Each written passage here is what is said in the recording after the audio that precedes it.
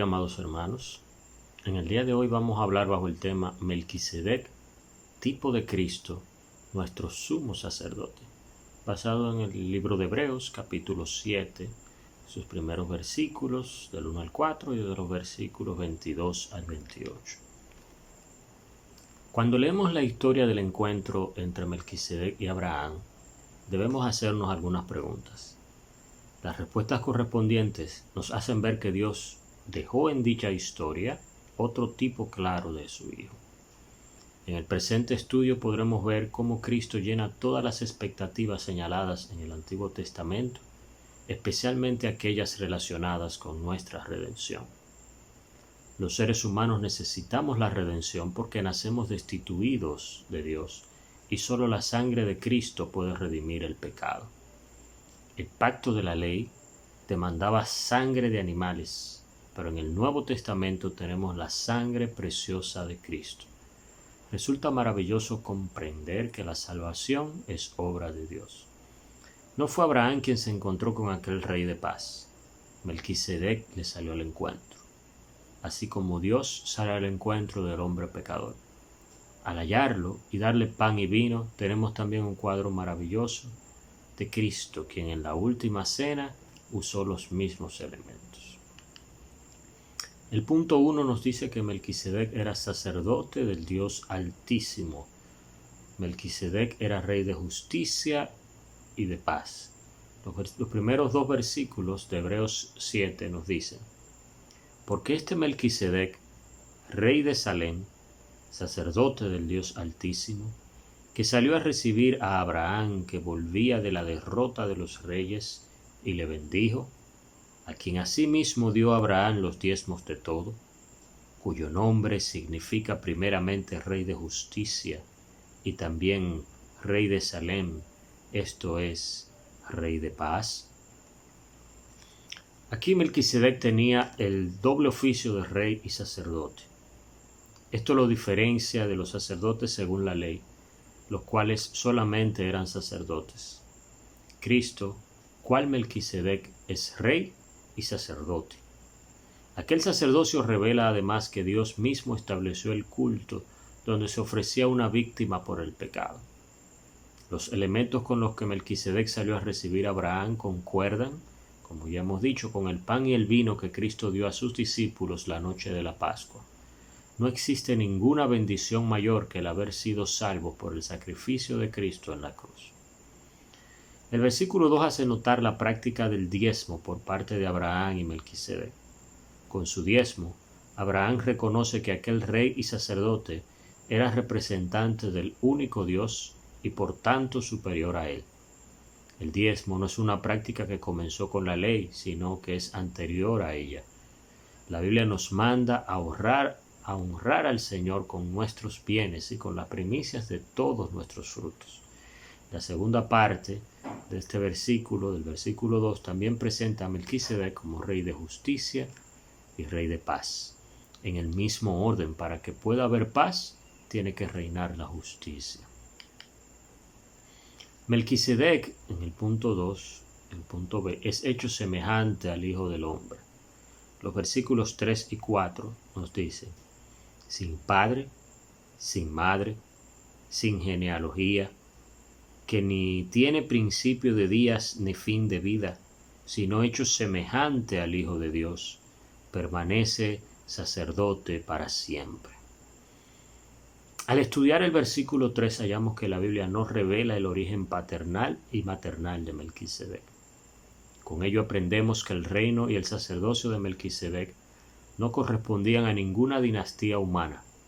También da a entender que su reino y sacerdocio no están limitados a una nación, tribu o lengua específicas. Más bien apunta a un doble ministerio de carácter universal. El versículo 4 nos manda a considerar la grandeza y dignidad del rey de Salem.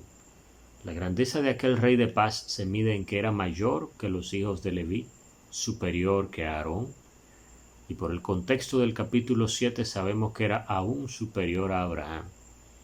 En ambos aspectos Melquisedec es un tipo de Cristo. Al tener un reinado y sacerdocio de carácter universales, y al ser superior a todos los mortales, incluso superior a los ángeles. El punto 2 nos dice que Cristo tiene un sacerdocio inmutable. La parte A nos habla de que Jesús es hecho fiador de un mejor pacto. Los versículos 22 y 23 nos dicen a nosotros: por tanto, Jesús es hecho fiador de un mejor pacto. Y los otros sacerdotes llegaron a ser muchos, debido a que por la muerte no podían continuar. Al leer el versículo 22, sabemos de inmediato que Jesús es hecho fiador de un mejor pacto.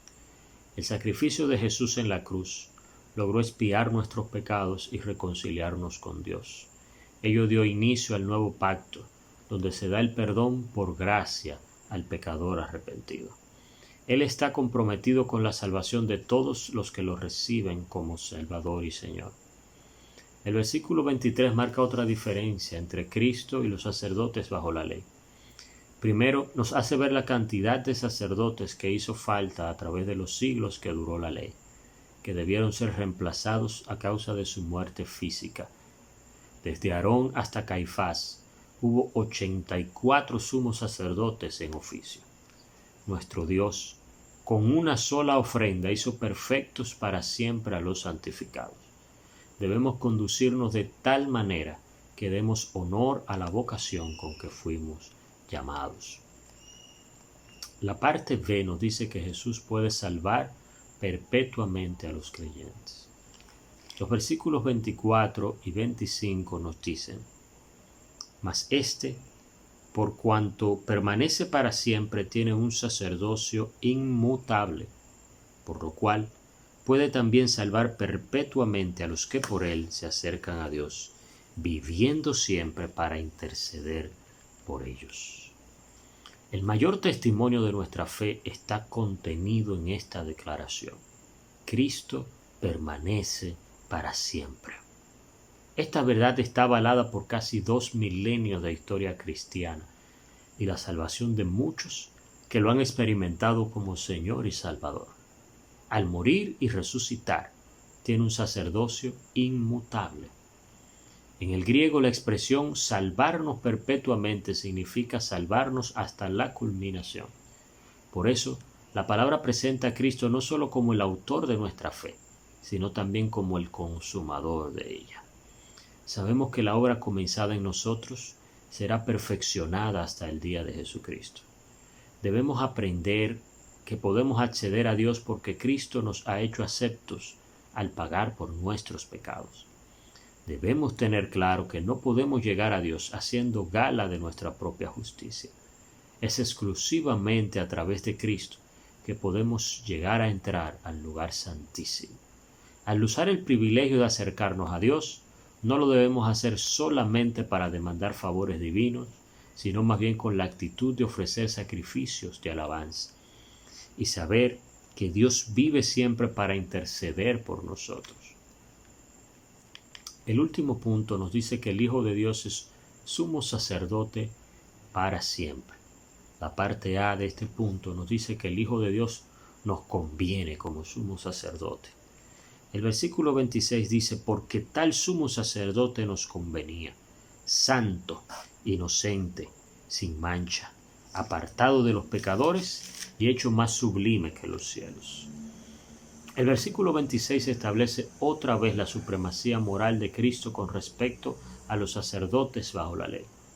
Ninguno de aquellos era perfecto, pero Cristo es el único que nunca hizo maldad. Él es el santo de Dios, por tanto satisface todas las necesidades del hombre pecador. La segunda parte del versículo 26 es un himno de exaltación al carácter de Cristo. Él es santo, tiene piedad absoluta, en armonía con el carácter de Dios. Las demandas del Dios santo al hombre hallan en Cristo plena satisfacción. También Él es inocente, o sea, libre de toda malicia y engaño. Igualmente Él es sin mancha, que equivale a una conducta intachable, sin impureza ni contaminación moral. El escritor añade que Cristo es apartado de los pecadores, que no quiere decir no que se apartaba per se de ellos, sino que vivía alejado de todo lo que tiene que ver con el pecado, a pesar de amar al pecador, y hecho más sublime que los cielos. Cristo nos dice que le hiciste, acerca de Cristo nos dice el comienzo de esta misma epístola, que Dios le hizo poco menor que los ángeles del cielo. La parte B, el último punto, nos dice que Cristo se ofreció a sí mismo y fue hecho sumo sacerdote perfecto. Versículos 27 y 28 nos dicen que no tiene necesidad cada día, como aquellos sumos sacerdotes, de ofrecer primero sacrificios por sus propios pecados y luego por los del pueblo, porque esto lo hizo una vez para siempre, ofreciéndose a sí mismo, porque la ley constituye sumos sacerdotes a débiles hombres, pero la palabra del juramento, posterior a la ley, al Hijo, hecho perfecto para siempre. En el versículo 27 nuestro sumo sacerdote aparece otra vez diferenciado superlativamente de aquellos sacerdotes bajo la ley. Aquellos tenían que ofrecer diariamente sacrificios por sus propios pecados, pero Cristo no. El sacrificio de nuestro Señor es único y no necesitará jamás que sea repetido. El versículo 28 presenta a Cristo como un sacerdote constituido divinamente. A diferencia de la manera como Cristo fue constituido sumo sacerdote, la ley constituye para este oficio a hombres débiles. Por esta misma inconsistencia, los sumos sacerdotes debían ser sustituidos al morir. Aquí tenemos un argumento que debe causar deseos de alabar a Cristo. Posteriormente a la ley, Dios mismo juró a su Hijo que le haría sumo sacerdote para siempre. Y la palabra enseña que el Hijo de Dios fue hecho perfecto para siempre. Como conclusión, la unidad de las Sagradas Escrituras es uno de sus atributos más preciosos. Dios tuvo la intención de plasmar en la historia sucesos importantes que pudieran revelarnos a su Hijo. La narrativa sobre el rey de Salem y su encuentro con Abraham nos permite entender que necesitamos la mediación de Cristo. Si no fuera por el cuerpo y la sangre del Señor ofrecidos en la cruz, estaríamos perdidos. Por tanto, debemos tener gratitud y conducir nuestra vida en armonía con el plan salvador de Dios. Una de las lecciones más relevantes aquí es no apoyarnos en nuestras obras como méritos para ser salvos. Solamente la gracia de Jesucristo nos permite entrar al lugar santísimo. Él es el Cordero de Dios y el precursor que nos abrió el camino al Padre. La permanencia de nuestra fe en Él nos permitirá avanzar en la vida cristiana, hacer la obra encomendada y alcanzar la patria celestial. Que Dios nos bendiga, amados hermanos.